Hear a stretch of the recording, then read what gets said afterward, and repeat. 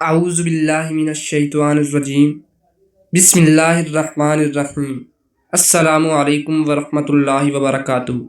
1520 عیسوی میں عثمانی ترکوں کا عظیم ترین حکمران تخت پر بیٹھا۔ ان کا نام سلیمان تھا اور وہ جلد ہی عالی شان کے نام سے معروف ہوئے۔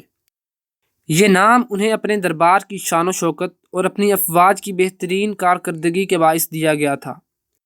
ان کا دارالحکومت قسطنطنیہ، جسے بعد میں استنبول کا نام دیا گیا، اس وقت دنیا کا سب سے بڑا شہر تھا۔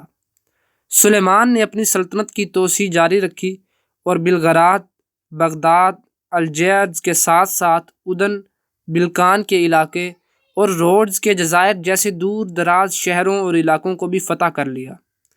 مشرق وسطیٰ اور شمالی افریقہ کے بڑے علاقے پر سلیمان کی حکمرانی تھی، اور بحیرہ روم سے بحیرہ احمر اور خلیج فارس کے تمام سمندر عثمانی ترکوں کے زیر نگین تھے۔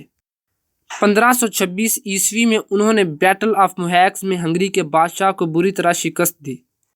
سلیمان عالی شان کی سلطنت میں کسانوں کو تمام سہولتیں حاصل تھیں اور سلطنت بے حد خوشحال تھی۔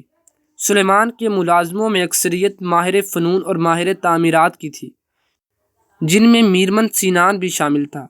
میرمن نے کم از کم 165 مسجدوں اور محلات کے نقشے تیار کیے تھے۔ سلیمان القانونی کے نام سے بھی جانے جاتے ہیں۔ انہوں نے نظام قانون کی اصلاح کی اور بذات خود معاشرے، تعلیم، ٹیکس اور جرائم سے متعلق قانون ترتیب دیے۔ وہ ایک عظیم قائد اور جنگجو ہونے کے علاوہ شاعر اور دانشور بھی تھے۔ وہ اپنی رعایا کی روزمرہ زندگی پر نظر رکھتے تھے۔ انہوں نے اپنے ذاتی محافظوں میں سے کچھ محافظوں کو سلطنت کے مختلف صوبوں کا نگران مقرر کر رکھا تھا۔ لڑکپن کے دور کے ایک غلام دوست ابراہیم پاشا ان کے قابل اعتماد مشیر خاص تھے۔ 1566 عیسوی میں ان کی وفات کے بعد بھی عثمانی سلطنت پھلتی پھولتی رہی اور ان کے رائج کردہ قوانین ایک طویل عرصے تک نافذ رہے۔